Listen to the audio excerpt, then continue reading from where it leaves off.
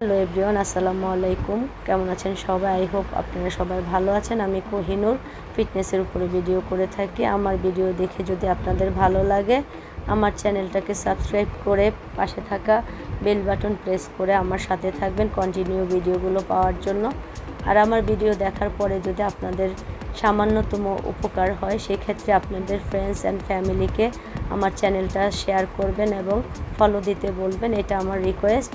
তা আজকে যে টপিকটা নিয়ে কথা বলবো, সাইক্লিং আপনি ওয়ার্ম আপ হিসেবেও ব্যবহার করতে পারেন, অথবা আপনি এটাকে কার্ডিও হিসাবেও নিতে পারেন। তো সাইক্লিং করার ফলে আপনি কি কি উপকার পাবেন? যাদের লোয়ার অ্যাবসে অতিরিক্ত ফ্যাট, সাইক্লিং যখন আপনি সাইকেলের হ্যান্ডেলে ভর দিয়ে করবেন, আপনার লোয়ার অ্যাবসের যত ফ্যাট আছে রিডিউস করে লোয়ার অ্যাবসটাকে করে তুলবে সুন্দর এবং আকর্ষণীয়।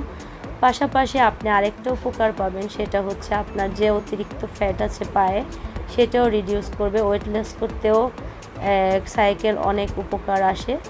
আর আপনি যদি সাইকেলটা আপনি 10 মিনিট, 15 মিনিট, 20 মিনিট, 30 মিনিট যত করবেন তত আপনার ওয়েট লস করবে।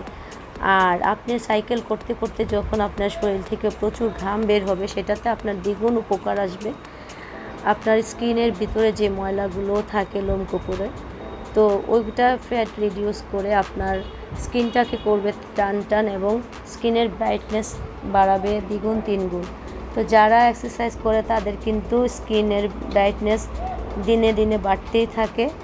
আর যাদের হাঁটুতে ব্যথা আছে, সাইকেল করার ফলে হাঁটুর ব্যথা চলে যাবে এবং পায়ে যে কোনো সমস্যা থাকে এগুলোও ঠিক হয়ে যায়।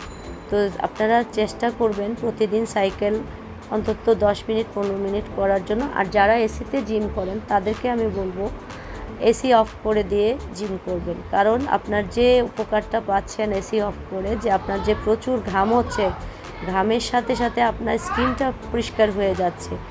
আপনি এসিতে জিম করছেন, ওয়েট যে কমবে না, ওয়েট লস হবে না, সেটা আমি বলছি না। আপনার ওয়েট লস করার পাশাপাশি স্কিনটাও টান টান এবং সুন্দর হবে। এইভাবে আপনি যদি কন্টিনিউ করেন, বাসায় করেন অথবা জিমে করেন, যেখানেই করেন, ঘামটা ঝরাবেন। এতে করে আপনার চতুর্দিকে উপকার হচ্ছে। তো ভালো থাকেন, নেক্সট কোনো বয়সে আবারও আসবো।